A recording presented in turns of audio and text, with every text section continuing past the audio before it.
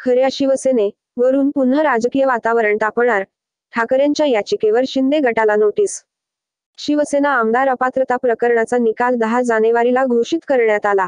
निवडणूक आयोगाप्रमाणेच विधानसभा अध्यक्ष राहुल नार्वेकर यांनी सुद्धा शिवसेना पक्ष आणि धनुष्यबाण हे चिन्ह शिंदे गटाचा असल्याचा निर्णय दिला होता. मात्र या निर्णयाविरोधात नाराजी व्यक्त करत ठाकरे गटाने सर्वोच्च न्यायालयात धाव घेतली होती. उद्धव ठाकरे गटाच्या याचिकेवर आज सुनावणी करताना सर्वोच्च न्यायालयाने शिंदे गटाला नोटीस बजावली आहे. महाराष्ट्र विधानसभा अध्यक्ष राहुल नार्वेकर यांच्या आदेशाला आव्हान देणाऱ्या उद्धव ठाकरे गटाने दाखल केलेल्या याचिकेवर सर्वोच्च न्यायालयाने मुख्यमंत्री एकनाथ शिंदे आणि इतर काही आमदारांना नोटीस बजावली आहे. राहुल नार्वेकर यांच्या आदेशाला उद्धव गटाने सर्वोच्च न्यायालयात आव्हान दिले आहे. Shiv Sena the political atmosphere will heat up again due to the real Shiv Sena notice to Shinde group on Thackeray's petition. Shiv Sena आमदार अपात्रता निकालानंतर ठाकरे गटाने सर्वोच्च न्यायालयात याचिका दाखल केली होती.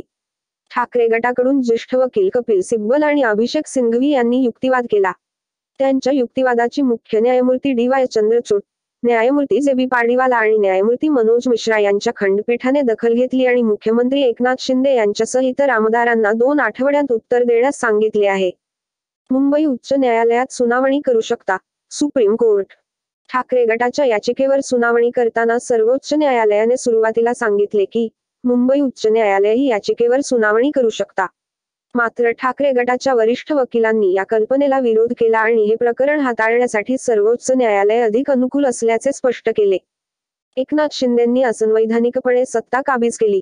दरम्यान, शिवसेना आमदार अपात्रता प्रकरणाचा निकाल देताना विधानसभा अध्यक्ष राहुल नार्वेकर यांनी आपल्या आदेशात मुख्यमंत्री शिंदे यांच्यासह सत्ताधारी छावणीतील 16 आमदारांना अपात्र ठरवण्याची ठाकरे गटाची याचिका फेटाळून लावली होती. तसेच दोन्ही गटातील आमदार पात्र असल्याचा निर्वाळा दिला होता. याशिवाय शिंदे गटाकडे शिवसेना पक्ष देण्यात आल्यामुळे उद्धव ठाकरे गटाला जोरदार धक्का बसला होता.